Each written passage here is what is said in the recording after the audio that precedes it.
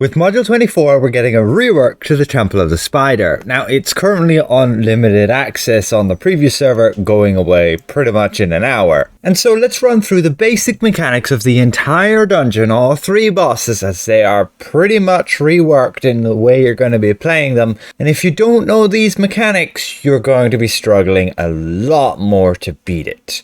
However, going in blind is all fun and dandy, but if you're running out of time or you're testing the patience of your fellow teammates, getting the edge with at least knowing the basics will help a lot. So let's just skip past all these trash mobs and directly to the first boss.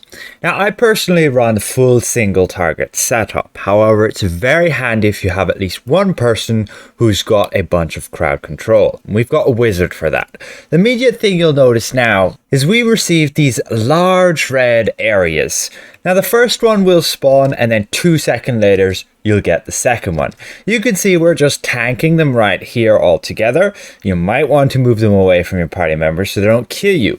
The next thing that just happened, the boss announced trapped in the web. The prey squirms. Alternatively, she will say, you are but an insect among spiders. And as you could see, these barrels pop down with these spiders. And so these spiders are going to shoot webs on the ground, which will entangle you. And you'll see that debuff right there on your buff bar. And basically you'll take damage and you'll be slowed while attached to the web. You simply just need to move away from it, not stand in that shit. And you're all good. You can see more of those red areas will continually spawn. And the most important part here with the barrels is to make sure when they explode that you don't have a barrel within that area at all. Next thing that just happened here was the boss phased. At 75%, the boss will announce, like, darkness is my home. Alternatively, she will say, I am one with the shadows. And what happens here is these 3 clones of the boss appear. They deal heavy damage, and this is where you want the CC, the crowd control, so that they don't deal as much damage.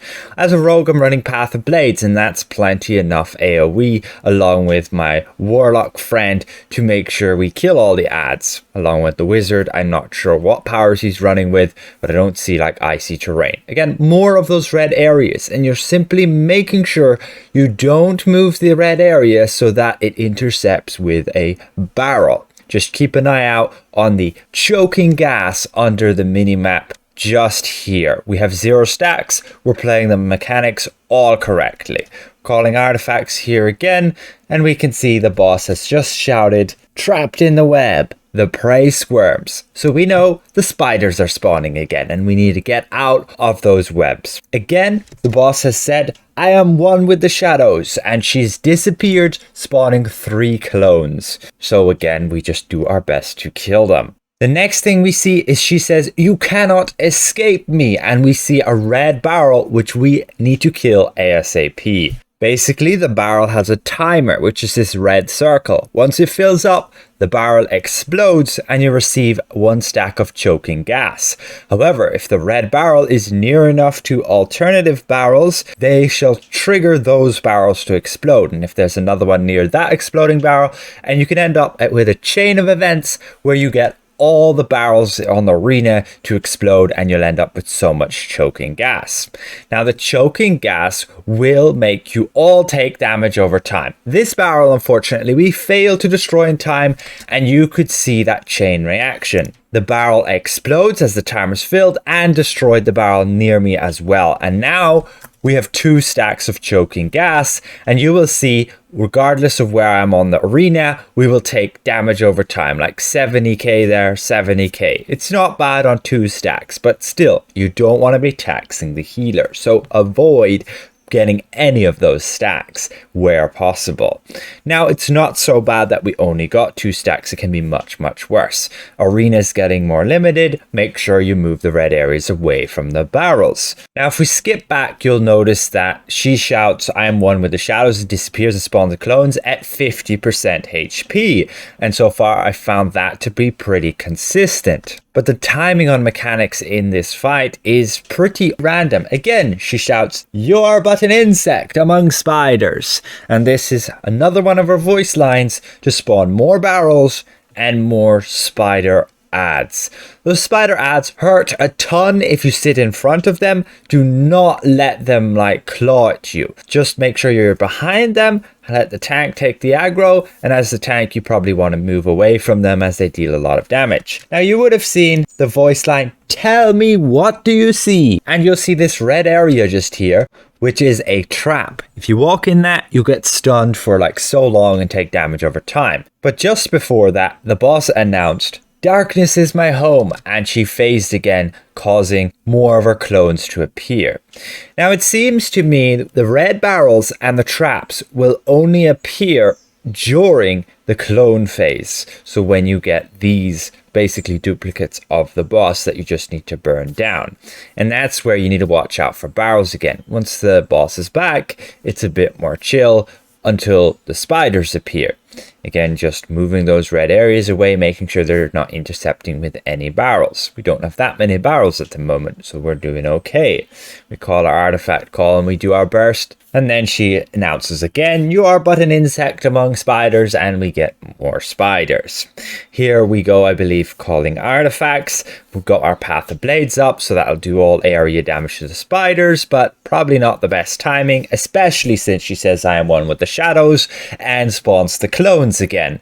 We gotta look out for another barrel, look out for the trap, and here she shouts, "Your eyes deceive you." And you can see this ad just here spawned behind the barrel, and we managed to distract him from blowing up the barrel. I'm not 100% sure, but I believe if you kill all the ads, you'll end up with no barrel being triggered, or if you keep an eye out on them. But again, don't quote me on that. These are basic mechanics, and again, the basics are to move the red from the barrels, kill the exploding barrels, and crowd control the ads and kill them. It can really depend on your group composition how well you can beat this boss. You need a mix of a good tank, good healer, and good damage dealers who can do a mix of single target and AoE. So we proceed on to the second boss. This boss is a little bit more simplistic, but nonetheless challenging. We're using an artifact call at the beginning here for a bit of burst damage, and you can see I'm just standing in the webs. It has the same tangled effect of slowing you and dealing damage, so be aware of that. But as a melee DPS, it's hard not to stand in them, otherwise you'll end up doing a lot of no damage. Now you may see these red areas on the ground, and whatever means possible, do not stand in the red areas. Here we have phased at 80%, and these demons, these Yogloths, will spawn, and you basically need to kill them within 10 seconds so that you don't gain ritual strength. If you fail to kill them in time, they disappear and you gain a stack of ritual strength. And that ritual strength, I believe, will increase the amount of damage from the mechanic on top of the dais. Basically, every 40 seconds or so, he will just like let out a roar and we all take damage. Now, there's also a debuff, which is a poison effect, which will occur when you're in a red area beside the boss and get hit by it. I do take that once, and it just looks like this green skull. The one again when you're sitting in the webs is like so, and there is a third which I'm not sure what it is, and it seems to bounce between players but without them taking damage when they take the debuff. I'm going to have to run this again and actually check the tooltip of it. Again, we're in the webs here. Now, most importantly, you can see these massive red areas and I'm connected with a line. Basically, you want to do like I did there. You see that you have the red area and the line, and then you move so you're not overlapping the big areas. Everybody else can also move a bit so that they don't end up in the overlap. You see the red areas there. Just keep moving. It's a very punishing boss for melee as you gotta move so much. At 50% we phase again. Here again we get the demons. Now ideally you want to coordinate so you're always on the same side. I initially messed up and was on the other side at the beginning, but we're on voice call, so I made sure to let the other guy know to basically cover my side while I did his. Now for this boss we save our burst damage for these demons. We save our dailies and mounts so that we can kill them all. Now if we miss killing some, you can see we gain stacks. We're on 2 stacks, which means we will more and more likely die to the roar from again the guy on the dais. Somebody now got stuck. You could see Psy there was getting strangled by the boss. He cannot move, yet he has the large red area, which means the other person has to compensate for that and move far enough away so we don't end up in the overlap. Additionally, this boss has a small red line. You see that there? If you're within that line, you'll take massive damage and get one shot if you're not a tank. Again, here's the red area. We managed to dodge it, but it'll still give you the debuff, the green debuff, which damages you over time. So try not get stuck out in red. Again, massive red areas. They need to go either side. I don't have it, so it's up to the other guys. But after 50% of the boss, she will regularly strangle somebody. So you need to be aware of that. Now we've spawned in these purple ghosts. Basically, it's a damage check. You just kill them and you should lose a ritual strength. As you can see, we're now down to 3. Now, another important mechanic is for the healer alone. During the fight, you shall see these ghosts, Sindriath's willpower. Basically, they have a hit point bar, and it's up to the healer to fully heal the ghosts. When they spawn, you receive 1 strict ritual strength, as you can see. But once the healer managed to heal them to full, the ritual strength will go back down.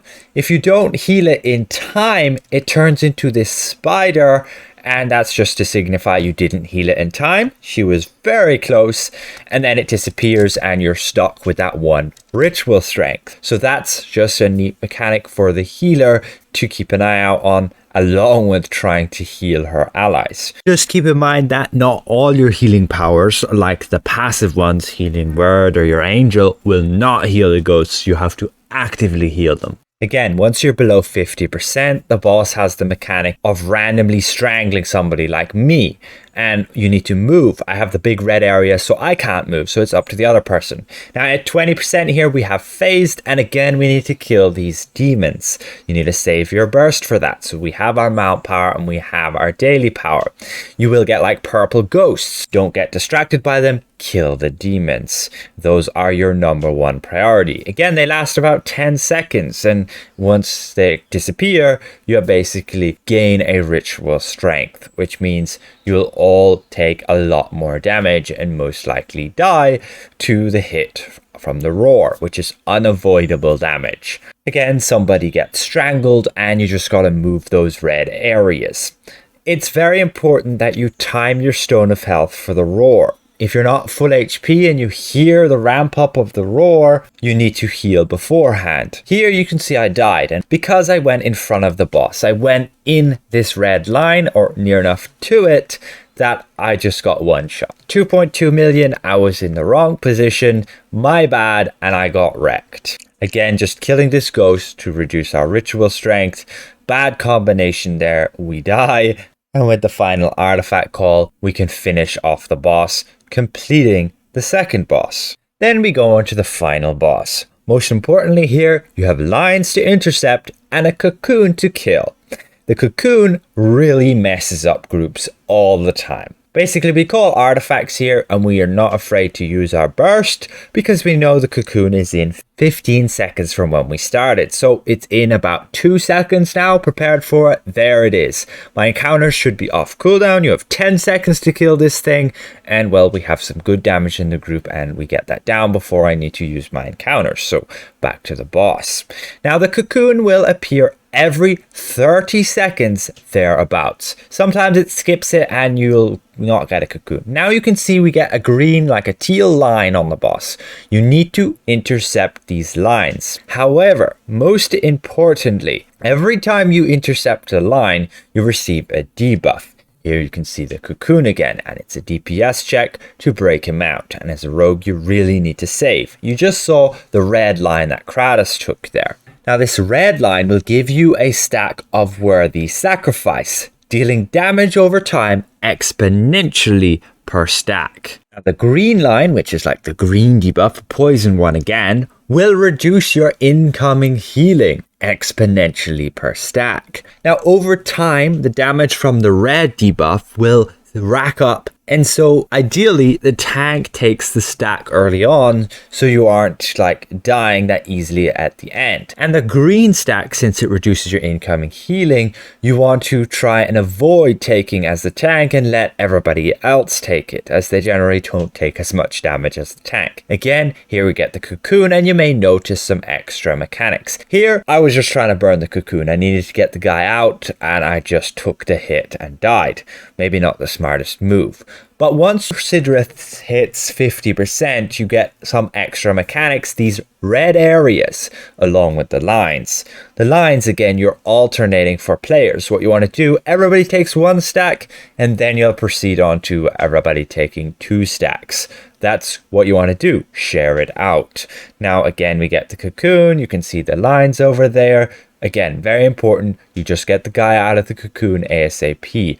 You'll get webs on the ground, you get these pillars, which are like the blue light, daunting lights basically, and they're red areas. They follow you around and they deal a ton of damage. They can nearly one-shot you, especially if you've taken a bit of damage from your dot.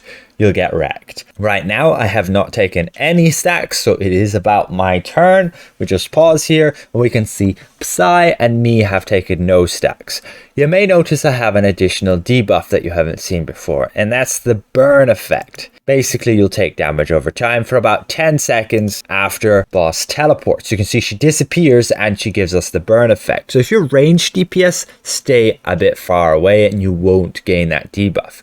Again, the cocoon, break the guy out ASAP. Again, it's about alternating the lines, breaking the guy out of the cocoon, and avoiding all the nasty damage. A big part of it is timing, saving your damage to break the guy out of the cocoon, especially when you're a class with long encounters. I personally have to make sure I remember every 30 seconds we're going to get a cocoon, so I need to make sure my encounters are off cooldown for that cocoon. I recommend when you are going to damage the cocoon, hit it a few times with your at-will and then use your burst and make sure you have combat advantage. Otherwise, yeah, you're going to fail and the guy's going to be perma-dead if you don't break him out in 10 seconds. Here I take my turn to get the lines.